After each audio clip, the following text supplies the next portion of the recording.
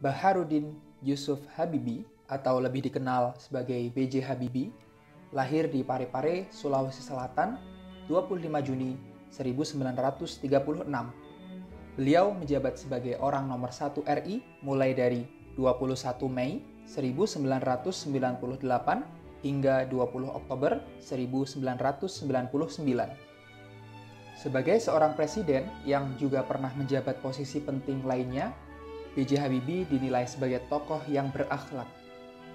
Lalu, apa itu berakhlak? Berakhlak merupakan akronim dari berorientasi pelayanan, akuntabel, kompeten, harmonis, loyal, adaptif, dan kolaboratif. B.J. Habibie merupakan Presiden Indonesia ketiga yang layak disebut sebagai figur yang berorientasi pelayanan.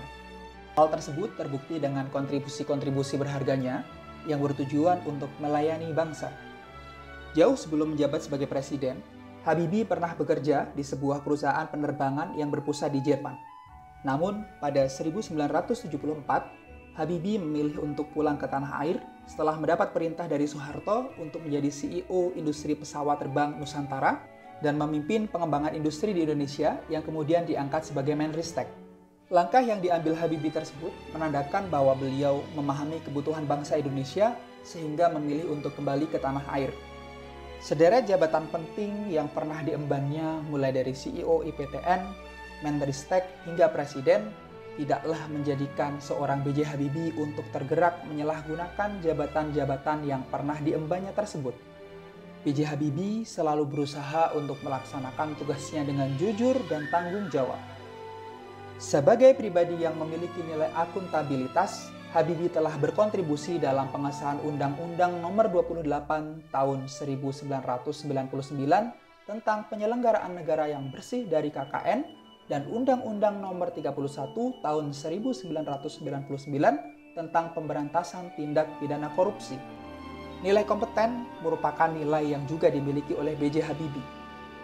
Nilai tersebut diantaranya dapat dilihat dari kualitas tugas yang pernah dilaksanakannya. Terikat sebagai Bapak Dirgantara dan Teknologi Indonesia merupakan bukti bahwa B.J. Habibie merupakan pribadi yang melaksanakan tugasnya dengan kualitas baik dan pribadi yang berkompetensi dalam dunia teknologi, khususnya dalam teknologi pesawat terbang. Core value harmonis yang dapat terlihat dari Pak Habibie, yaitu beliau didaulat sebagai Bapak Anti Diskriminasi Nasional yang menetapkan pendirian Komisi Nasional Anti Kekerasan Terhadap Perempuan.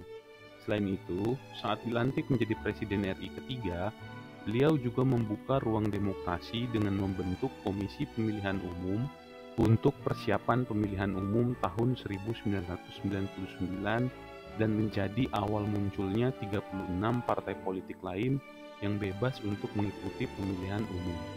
Core value loyal yang dapat dicontoh dari Pak Habibie yaitu loyalitas yang tinggi terhadap tanah air Indonesia.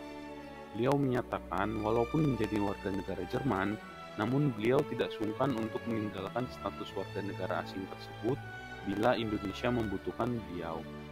Tawaran dari Filipina di zaman Presiden Ferdinand Marcos untuk menjadi pengelola Dirgantara Filipina untuk kepentingan Asia juga ditolak oleh beliau.